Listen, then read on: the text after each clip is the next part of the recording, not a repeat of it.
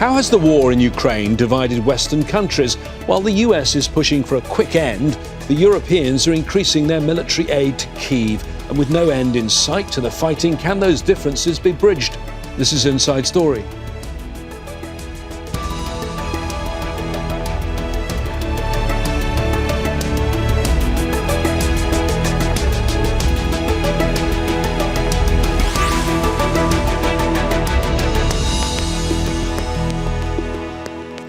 Hello again, I'm James Bays.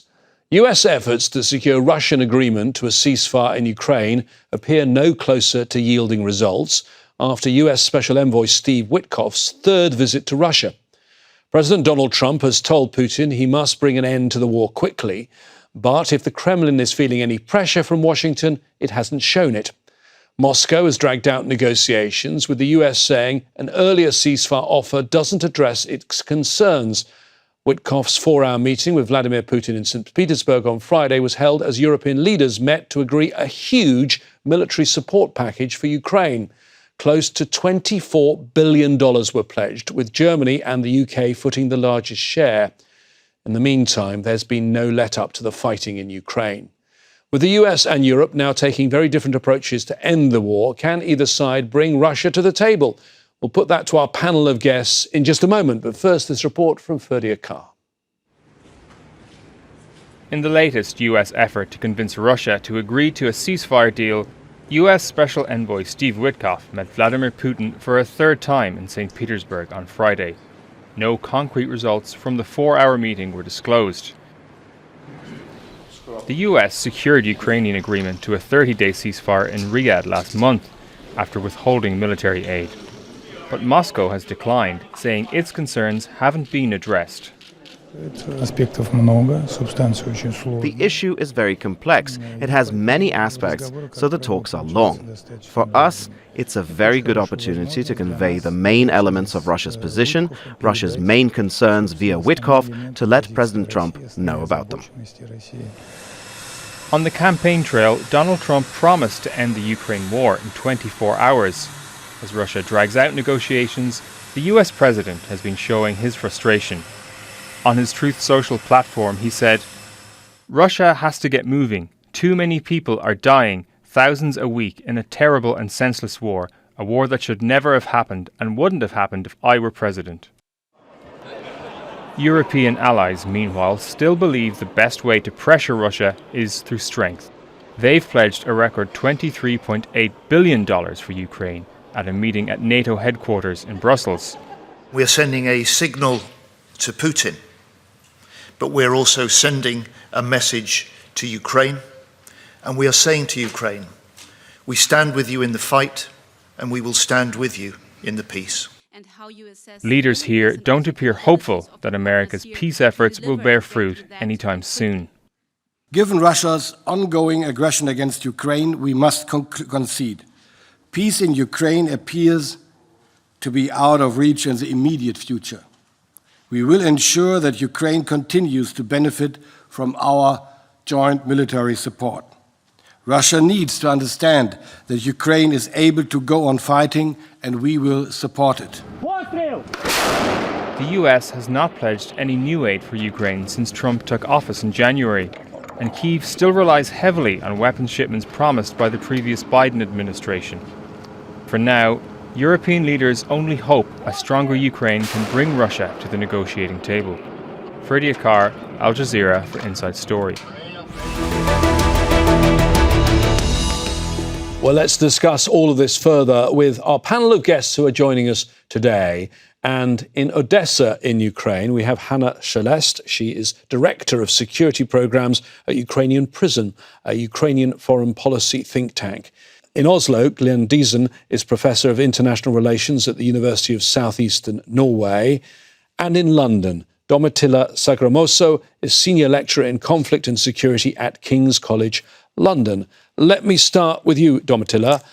We have had quite a lot going on Friday, going on in Brussels, but also going on in St Petersburg. Let's start with St Petersburg. The envoy of the US, Steve Witkoff, was meeting with President Putin. do we think anything important came out of a meeting that we're told lasted a long time, 4 hours? Well, from what I recall, I haven't seen any major outcome from these talks. What has really caught the headlines is the fact that apparently Steve Witkoff has repeated the idea that Ukraine should in some way be divided among zones, comparing it to Germany or East and West Germany and Berlin. And I think that is really in many ways an unacceptable proposal. And it has also caused some negative reaction even among members of the Trump administration, like the envoy Kellogg, who is the envoy of the United States to Ukraine, who has been forced to explain that this is not really the case. So I think that what is coming out is a bit confusing. We know that there is a tendency by Witkoff to sort of agree in many ways with the Russian proposals. And I think that is losing credibility and is not allowing a movement forward in the negotiations, because it seems that very little pressure is being put on the Russian side, and that creates a series of problems. Also because the Russians tend to come up with new proposals and new requests and new conditions after sort of preliminary agreements have been reached. So what would be interesting to see is what really comes out, more officially from these talks, and what we can expect, from the Ukrainians, which probably will not be very happy with the idea that they have to agree officially to hand in to Russia a very significant part of their territory, which is currently under Russian control. And it's not even clear if they may have to also give in land to Russia, which is not under Russian control. So it all seems a bit confusing at the moment. A little confusing, I would agree with you, Domitilla. My understanding is that actually it was Mr. Kellogg, Keith Kellogg. Witkoff is supposed to be the Middle East envoy.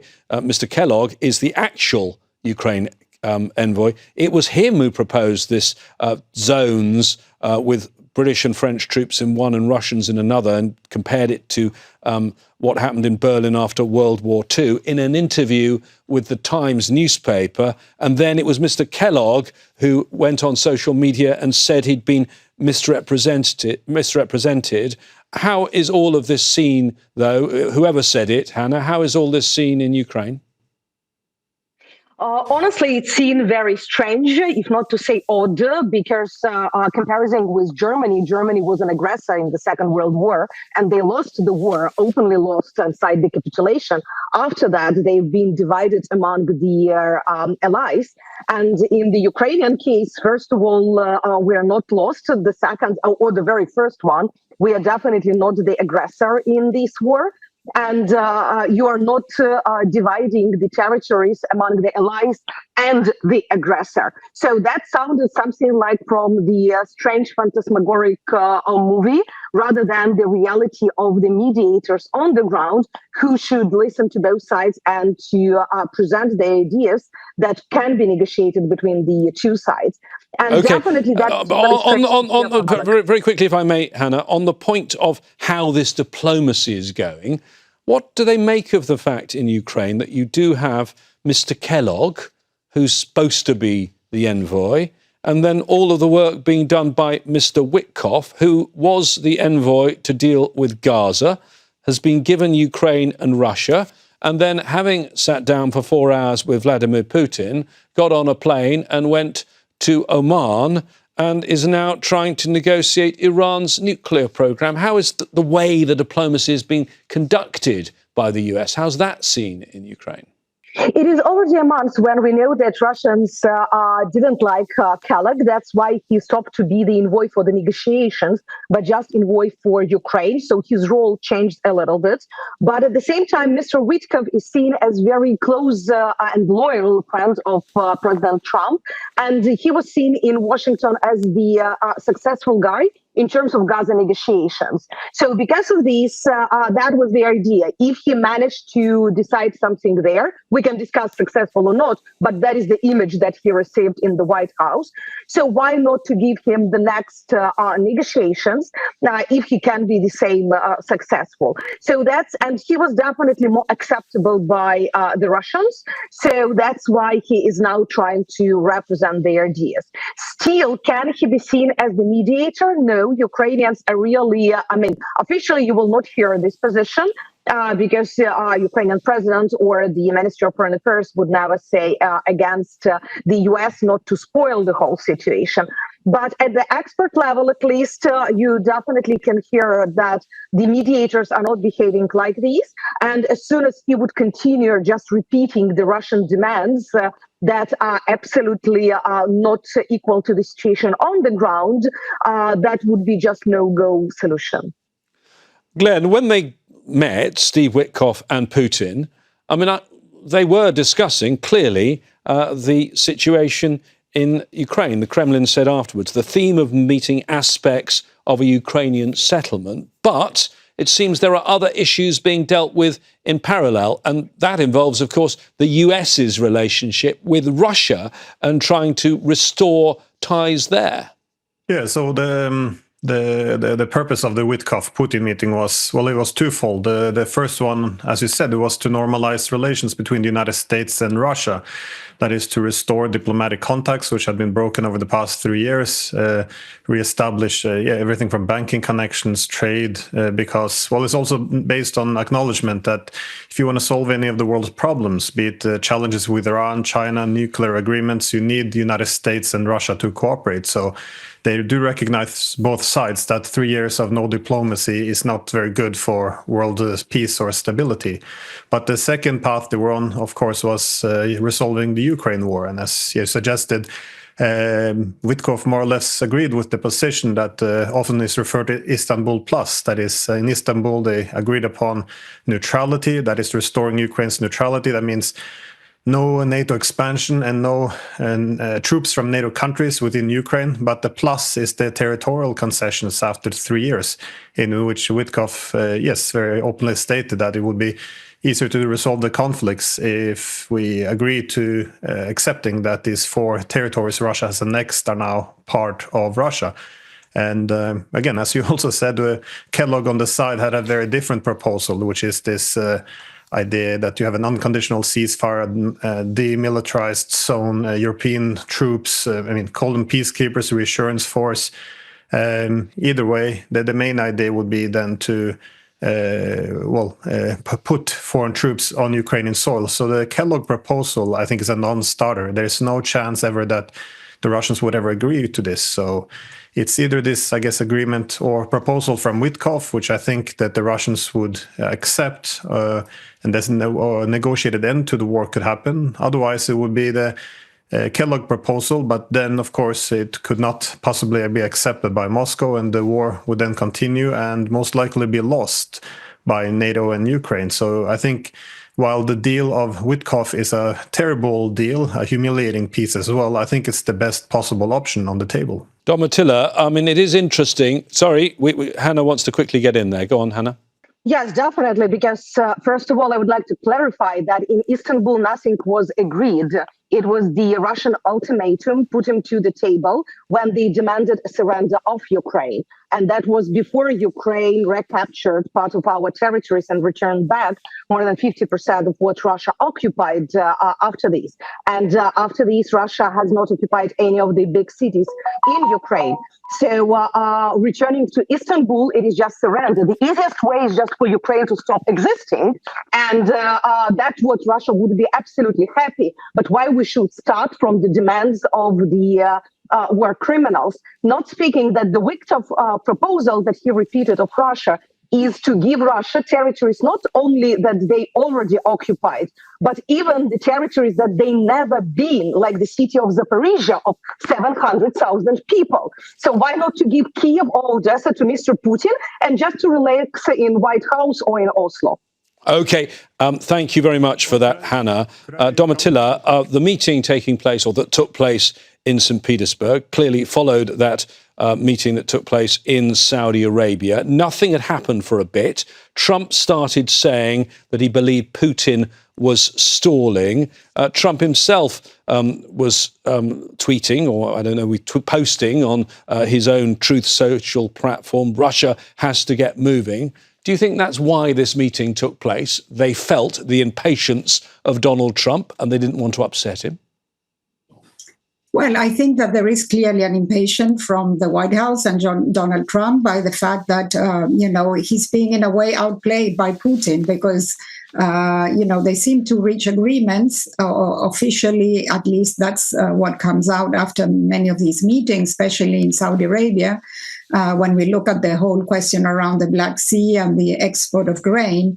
And then Russia added some new conditions, which in a way made the whole sort of agreement to backfire. And I think what is happening is that because the American position is aligning in many ways so closely with the Russian desires, Russia keeps sort of pushing further and further. So Putin sees that there is sort of an opening every time, because a lot of the demands that he put on the table initially were sort of accepted by the Americans. And I think what is very interesting and important to highlight is that the way that President Putin negotiates is that he sets conditions even before negotiations take place.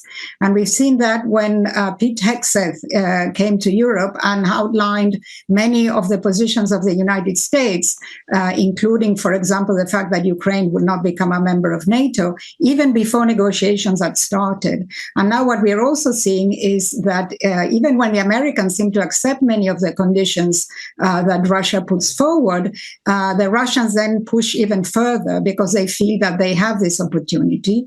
And I think that is very dangerous. And I think the Americans are starting to realize that this is not leading them anywhere. Okay. And the Ukrainians want to bring in another aspect that could have been discussed. We don't know at the Witkoff meeting, because before the meeting, the Kremlin spokesman Dmitry Peskov was asked about it, and that's the possibility of a Putin-Trump meeting. Mr. Peskov said, let's see. It just depends on what Witkoff comes up with. How would that be seen, Hanna, if there was a meeting between Putin and Trump? That was partially, let's say, expected, because they were talking about this since the day of the inauguration. The question is that Mr. Trump wanted some substantial for this meeting. And from the Russian side, they definitely wanted it for the 9th of May anniversary, because that would be the 80th anniversary of the end of the Second World War from the Russian side, from the Soviet side. And they wanted a big parade with the world leaders to demonstrate that Russia is the main anti-Nazi symbol of modern world. And as we see now, it's already less than 1 month and the chances are lower. So now the two sides can search for the additional options or some middle ground where they can meet, like Istanbul, for example, or in Saudi Arabia. But to have a direct contact.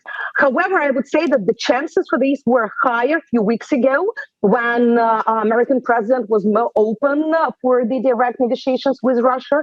Now, with the latest statements of Mr. Trump that Russians should go further with the ceasefire, that they are shooting Ukraine with missiles, not following what being agreed, I have the feeling that there is less desire of the direct talks at the presidential level. OK. Glenn, what we saw on Friday, in some ways, you could describe it as a split-screen moment.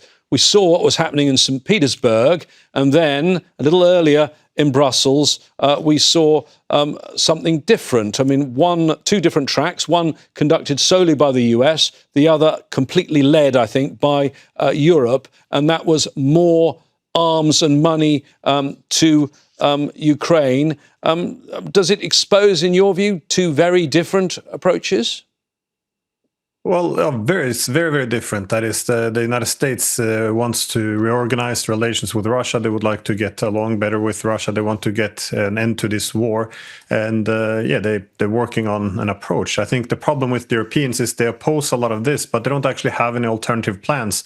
That is, they recognize that the war is being lost or has already been lost, which is now being said more openly, but they don't really want to have any negotiations. Again, they stood on the sideline for 3 years doing no diplomacy while hundreds of thousands of young men died.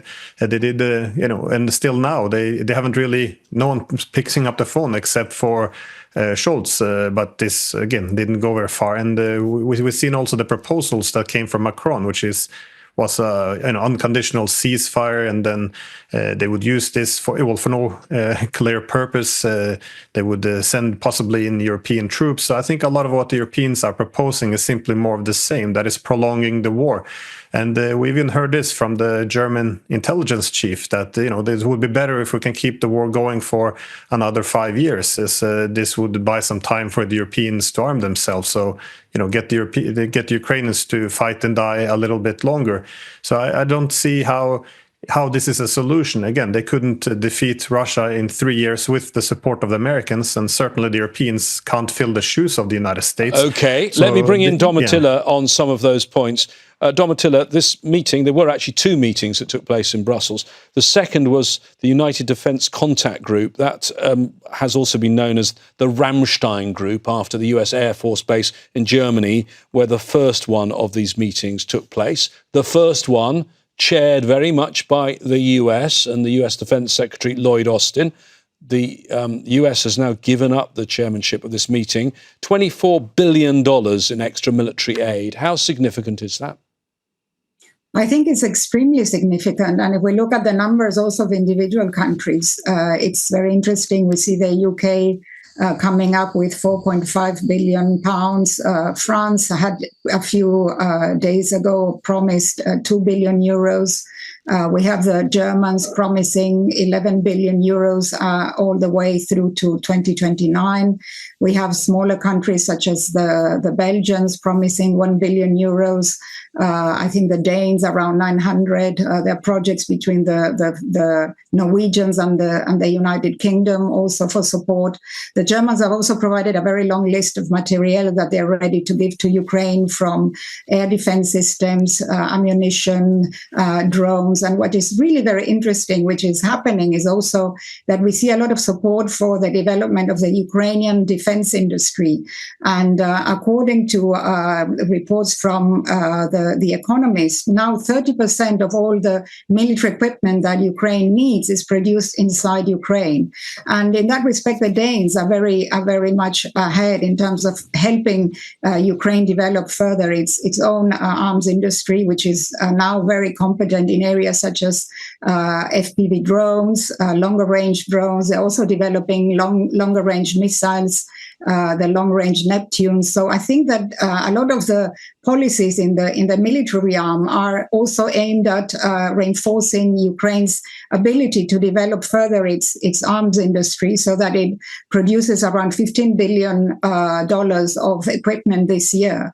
And I think that is a very smart strategy, because that allows the Ukrainians also to be more self-sustainable in the long run when an agreement is potentially reached. And that would come hand in hand with potentially also deployment of what we call now a reassurance force. Okay, Hanna, let me bring you in. There were 40 countries that attended, or more than 40 countries apparently, that attended this Ramstein meeting, named after the air base, but took place in Brussels. The US, though, they used to chair this, the US Defense Secretary. The US Defense Secretary wasn't there. He joined by video link Pete Hegseth. Now, you've told us in the past, you gave speculation on what you think the Ukrainian leadership actually think, but can't say. What do they think about this? First of all, let me emphasize one additional thing, that coalition is willing is not European coalition. There is Australia, New Zealand, Japan, Turkey there. And it's clearly demonstrating that it's not just the position of the European countries. And also, if you see what is inside of those military packages announced both at both meetings in Brussels, Ramstein and this coalition of willing, the 90% is about defense, not offense.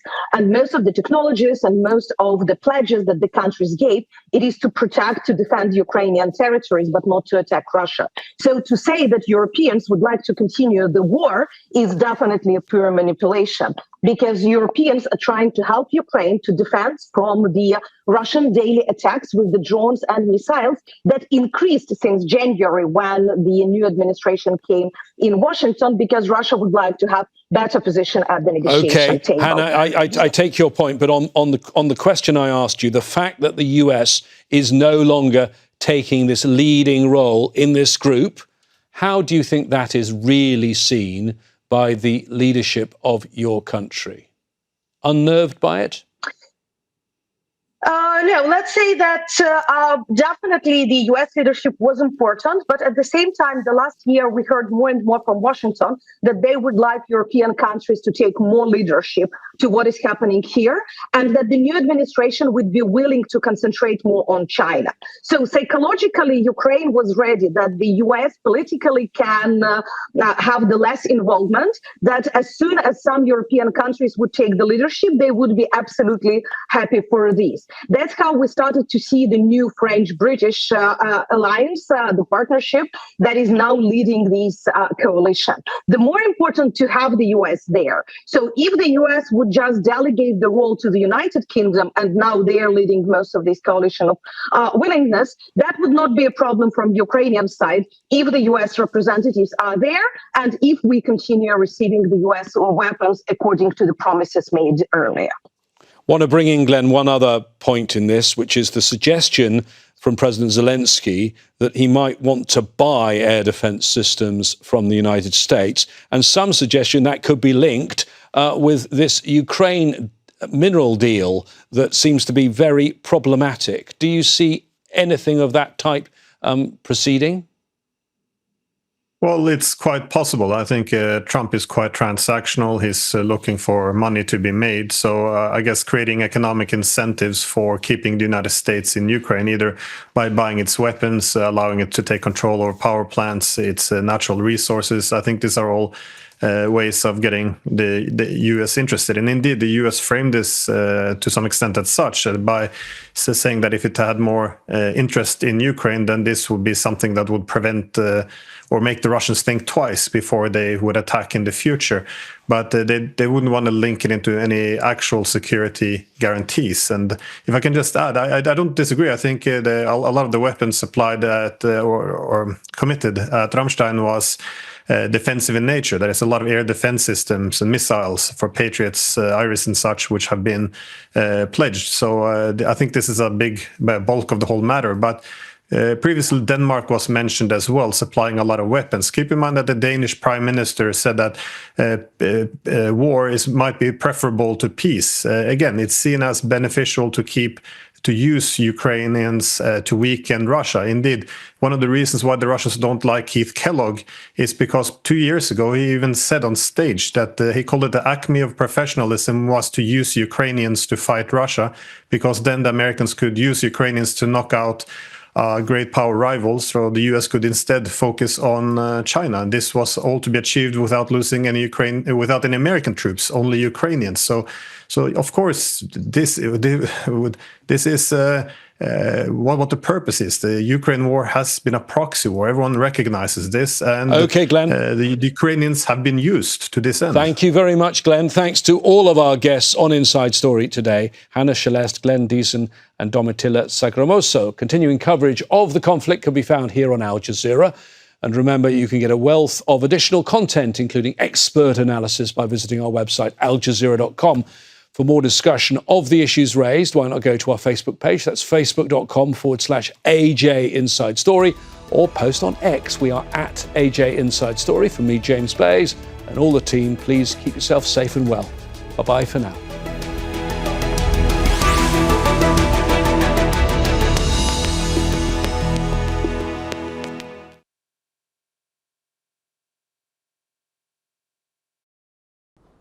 Make sure to subscribe to our channel to get the latest news from Al Jazeera.